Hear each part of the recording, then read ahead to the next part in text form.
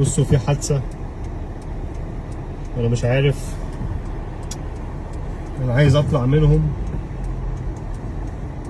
بصوا مش عايز اتحرك طبعا العربية اللي في النص علشان هو مخبوط. انا مش عارف اعدي منه ازاي، ده غلط كده، غلط. طبعا العربية اللي هي مخبوطة ديت مش عايز يتحرك عشان ممكن يكون هو مش غلطان، فهو خايف يتحرك ولا يحصل حاجة، فهو مستني البوليس يجي يطلع مين اللي غلطان. يعني يحصل العربيتين بيخبطوا بعض، واحد او الاتنين بيقفوا او يجوا على جنب لو هم يعني متفاهمين، وبعدين حد فيهم بيتصل بالبوليس. البوليس بيجي، البوليس لما يجي هيوقف دوت على جنب طبعا، هيقول له خش على جنب لو العربية بتمشي. لو مش بتمشي فهو بيجيب له زي كساحة كده وبتسحبه على جنب عشان السكة.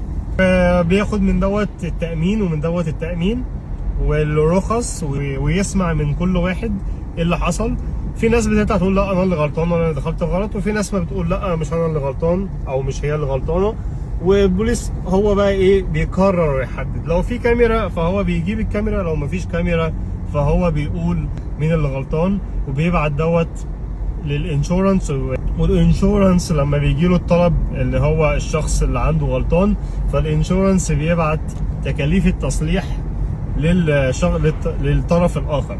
فاهم اللي بيحصل هنا كده؟ لما عربيتين يخبطوا في بعض ما بيحصلش عراك، ما بيحصلش ينزلوا يزعيق ويتعاركوا مع بعض ويضربوا بعض ويقلوا من بعض.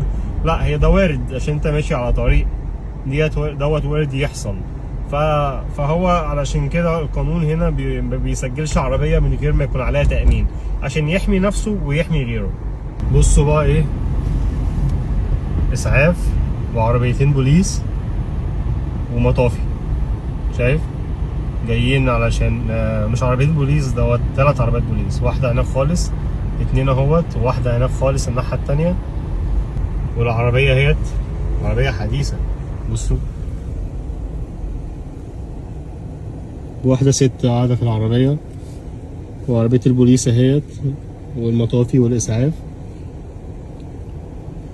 ما اتحركتش. بصوا هو عملوا ايه، حطوا الكونزات اهيت عشان يظبطوا الدنيا. طبعا العربيات اللي جايه في الوش تمشي هنا زي ما انا مشيت في اول الفيديو، شايف؟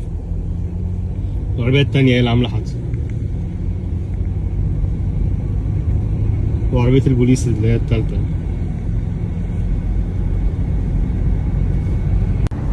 بصوا الطريق كله واقف، شايف؟ الناحية التانية الطريق كله